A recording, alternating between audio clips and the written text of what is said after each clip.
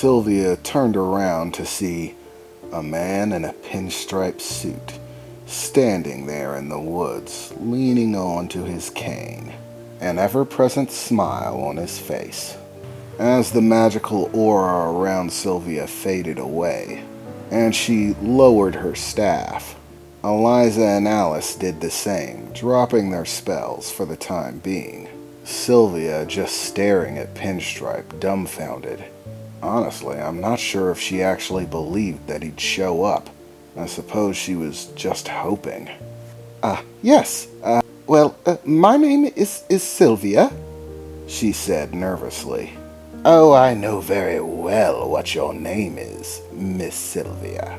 You'll find there are very few things that I don't know about. You seem to be having a bit of a tiff with my friend Reginald. Might I ask what the disagreement is? Sylvia, shaking a little bit, took a few steps forward and bowed her head. Yes, I am very gracious for you to have actually shown up. I appreciate it. I seem to be in need of a very small favor, one that I doubt that anyone here could assist me with. And they told me that they knew you. I was beginning to think that I was in a lot of trouble, but I thought if there was anyone who could get me out of this, it would be you. So I was wondering if we could have a bit of an exchange. I do hear that you like those, right? I'll give you anything you want at all. Anything that I possess and can actually give. Just please get me out of this situation. I do not need to be associated with a dealer who has not completed his pattern. It's too dangerous. There is too much at stake. I want out, Sylvia said, seeming very concerned about her well-being. It wasn't like Sylvia to act like this. All of it seemed well outside of her normal character. It was actually a bit disconcerting to me as I watched the exchange. Well, Miss Sylvia, there are a few things that I need to explain to you. The first being that you really mustn't blame Reginald. You're the one who got yourself into this situation, Sylvia, no one else. If you need blame someone, blame fate itself. Next on the list is your promise to give me whatever you have. Anything should I get you out of this.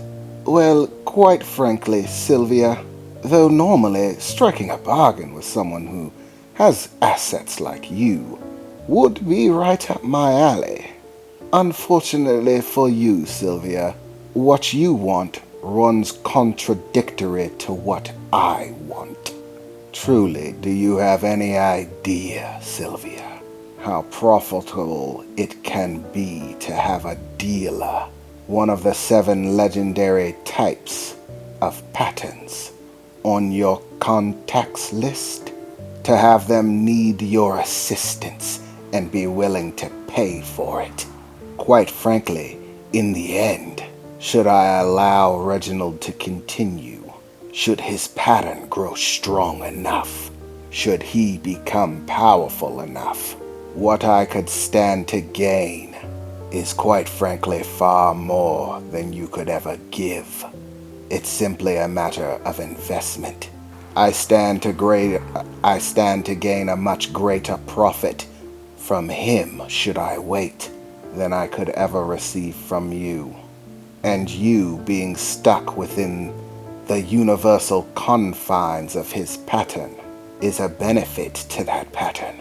Increases the odds that he will succeed, that he will reach the conclusion, and that the value of our transactions will reach its peak value.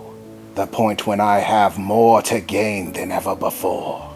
So helping you out of it doesn't really benefit me, Sylvia. And next on the list, even if I could get you out of it, it would be of no profit to me. No matter what you claim to give me, it would be meaningless. The only way for you to escape being locked within the magnetism of his pattern at this point is for it to have never happened in the first place. I would have to unweave the threads of time themselves, go back, unwrite the pattern of events that led you to this point, to making the deal with Reginald, to being caught in his pattern. But there's a very real problem with that as well, Sylvia. Even if I could, which, to answer your question, yes, I very well could, it would be an absolute waste. Not only for me, but for you as well. You see, with the only way to get you out being to change your pattern, to alter the course of events that led you here, that causes key problems. Time is such a silly, wicked little thing. You see, it is in fact the fact that you're in this situation that brought you to ask me for assistance in the first place. If I go back, if I change it, if I rewrite the structure of your pattern and the events therein, the ones that led you to stand before me now, then you wouldn't be standing before me now. This event and all the things that transpire within it would not exist. It is a causality loop, an impossibility, something that cannot possibly happen. Because if I go back and change it, you won't need to call me for assistance. If you don't need to call me for assistance, then I never go back and change it. Thus the deal we make never took place, and anything that you could have possibly promised me would not exist, because you would no longer be who you are. You would be someone different entirely. Your life and everything within it would change, and all the reasons that you want it changed in the first place might not be there at all. You might never have met your husband, never had him father your children, never raised them, never loved them, never held them in your arms, and therefore have no reason to call me in order for their protection. Sylvia. Sylvia stood there looking at him aghast, a look of terror on her face. There has to be a way. Please, if anybody can do something, if anybody can change it, it has to be you. I cannot afford it right now. There is too little time, Sylvia said, still with that terrified expression. Yes, Sylvia, the man in the pinstripe suit replied. I know your pain all too well, Sylvia. That lovely daughter of yours reaching her end. I understand it. You still wish to bargain with her, to get her to accept immortality, as you might call it, to turn back the clock so that you do not have to do without your beloved little girl. And failing that, you wish only for peace, to have the last years of her life not marred with violence, destruction, chaos. That if she must slip away into that black abyss known as death, she can do so peacefully, in the care of someone who truly cares for her. Do not believe that I am lacking in understanding of that, Sylvia.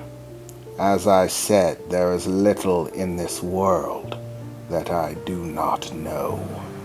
You are so desperate to maintain that peace and the opportunity to sway her, to convince her to live as you live, that you would do anything for it. And that includes killing my young friend Reginald over there. For the sake of your daughter, you would take not a second thought about it. Not because you want to, even if it granted you night terrors of having to do it, you would still suffer it for the safety and peace of your daughter.